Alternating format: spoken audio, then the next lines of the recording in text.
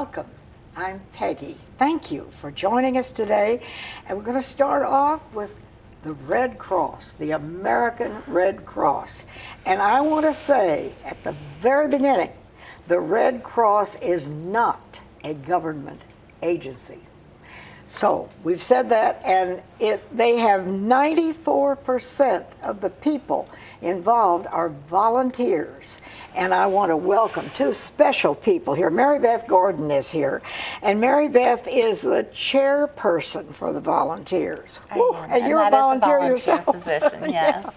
And also Kim Eller. Yes, ma'am. And Kim is the director of the volunteers. Yes, so ma'am. as Mary Beth said, you have the more difficult job. I don't know about that. She's being kind. But you're talking about things right here, not some disaster that happened across the country, but right here. We have disasters every day. We do. In fact, on average, we have 2 house fires every day in our region. Just think about that. Yeah. So a disaster for a family happens twice a day. And the Red Cross steps in. And God we're right bless there. you. Yeah. We're And right you there. need volunteers now. All the time. Yeah. And we All have the a time. website and a phone number, which we can put up there. And a lot of people may think, well, maybe I'm retired and I have a little time, but they're afraid because they think they have to have all this expertise. And you train people and help them, don't you? We do. We provide our volunteers with the training that they need to fulfill their volunteer role.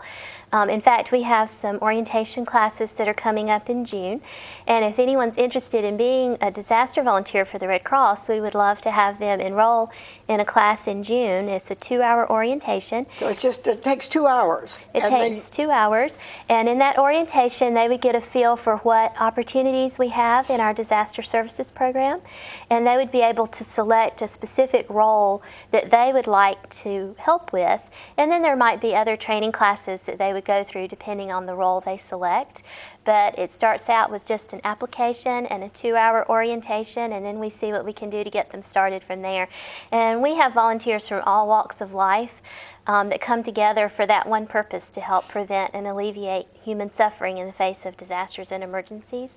So it doesn't matter if they bring special skills to the table or not, as long as they have the desire to be able to help people who are facing a disaster, then we can train them how to do that and have them be a part of our cadre of volunteers, which is a tremendous, tremendous benefit for us, because it's our volunteers who are on the front lines helping families who've had house fires or other disasters. Oh, it's an awful thing. And it gives families not only help, tangible help on behalf of the Red Cross, but a great sense of hope to help them get started in their recovery. Oh, you don't even want to think about such a thing, and it happens so fast. It does. Yeah. And usually at night. Okay, and now you have youth programs, and I'm thinking, well, there are a lot of young people out there, bright young people. Some of them will not be able to get summer jobs, or even if they have, they might want to volunteer. Do you accept like high school age people? Yes, we do. We actually have a youth program that's geared toward high school age students, 13 to 18. We have one based in Greenville and one based in Spartanburg, and they help us with service projects tied to our Red Cross mission. So sometimes they help with disaster relief projects. When you say service what would you expect a teenager to do? Well, one thing that's very popular that our youth groups do is they hold collection drives for us to collect comfort items like toothbrushes, toothpaste, soap, shampoo. They assemble those into what we call comfort kits that are then in turn given to the families who've experienced house fires. So that's one example of a project that our youth group takes on, and that gives a great support to our disaster relief program and helps us with our families who've had fires. Okay. You know, most of us think about, when you talk about a disaster, we think of some enormous event, like a huge storm or something that disables a whole community or a whole state at one time. But you deal with everyday people who have I don't know if there is such a thing as a small disaster, but it wouldn't make the headlines. Right. A lot of the single home fires don't make the headlines. No. And that's what we see a lot of, on average 2 a day. And so it goes below the radar, Yeah. except for our volunteers. We get that phone call from the police, the fire station, Yeah. after they get Somebody's called. right there ready to go. And they get up, put the And you clothes help on and go. them with material things to keep them, to bridge them over, for instance, things like toothbrush and a blanket and But things even like medicine, that's that's Oh. something you're not going to bring out of the house with you. But they may need that medicine tonight, tomorrow morning. Those are the kind of things that we relieve their mind of that. Yeah. by having thought of it ahead of time. Now, there we have on the screen the phone number and Right. your website. And anyone who thinks you can call and find out exactly what's involved. And it would be a wonderful way to serve. And you don't have to commit to a year or so many hours a week or anything, do you? No, you don't. The orientation class helps people realize what time might be involved in different roles, but no, there's no particular time commitment. We typically have a place where we can plug volunteers into something that's meaningful for them if they have a little bit of time or if they have a lot of time. As long as they're willing to work with us and get some training under their belt so that they know what to do, then we can put them to work. Well, now you have classes all the time for people just in general who are not wanting to volunteer, but what are some of the classes you provide? We provide the CPR, first aid. So people can learn how to do that. Right. CPR, first aid, and AED training. Now, do you charge for those classes? There is a charge for those, depending on what level they want to take. They may want to take, for instance, just for children and infants because they're new parents. Yeah.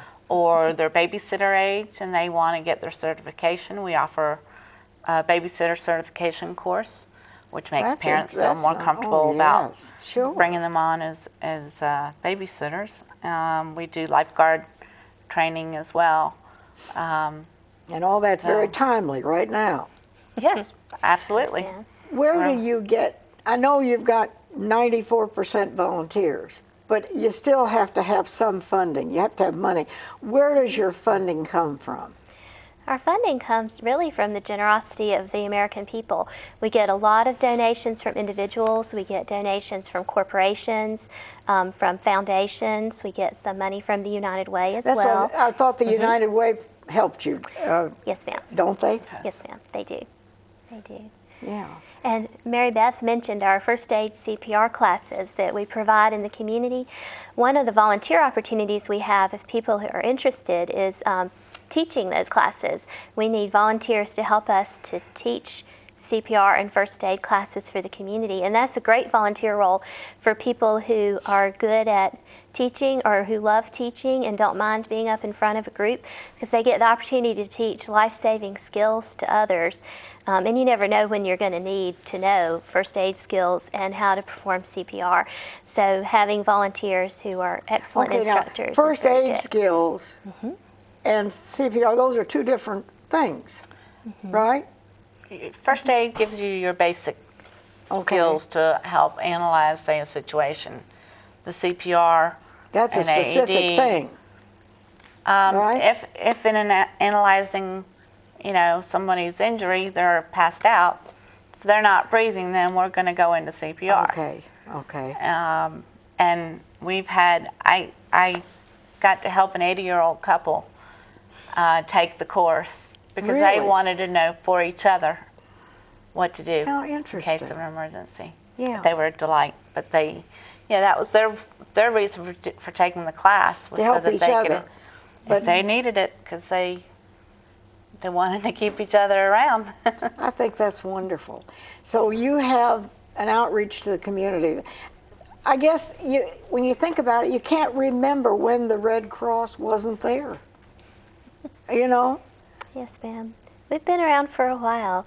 Our chapter will be 100 years old in 2017.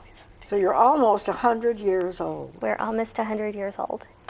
And, Yes. and of course, there are Red Cross chapters everywhere, I guess. I mean, you're coming from the Greenville area, but there would be other chapters in other cities. Right. The American Red Cross is a national organization, so we have Red Cross offices throughout the country. We have one here in Greenville, but we also have others throughout the upstate and western North Carolina. In most of our major cities, Spartanburg, Anderson, Asheville, Greenville. So we're scattered around, but we provide services whenever and wherever people need us, 365 days a year. That's It's up on Paris Mountain. We're there if it's, you know. Well, we wish you Godspeed, and I'll keep the information here if you didn't get it, but the website, www.redcross.org, Western Carolinas, so that covers all of us. And of course, we had the phone number, 864-271-8222, and there would be someone there. You just punch on, if it rings and they have all these different extensions, it'll say if you want to volunteer, and that's the button you push. And there'll be somebody there to talk with you, and you're welcome to join and help other people, because that's what it's all about. And I love it that most of your funding I guess almost all of it. You're not regulated by the government and all that. What you do really is out of love. Actually, I'll tell you one quick thing. We are mandated by the government to show up for disasters. Okay. But they don't fund any of that.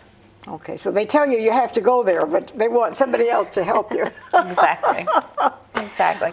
And that's why we depend on the American public, not only as volunteers, but as donors. Well, believe me, and if you're a young person out there, you might look into becoming a volunteer this summer. You might find it something very rewarding.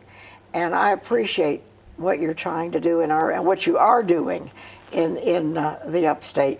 Good luck to you. Thank you, Peggy. We really appreciate Thank you so your time. much. Mary Beth Gordon and also Kim Eller. Thank you. Thank you. Okay. Thank you. We'll be right back.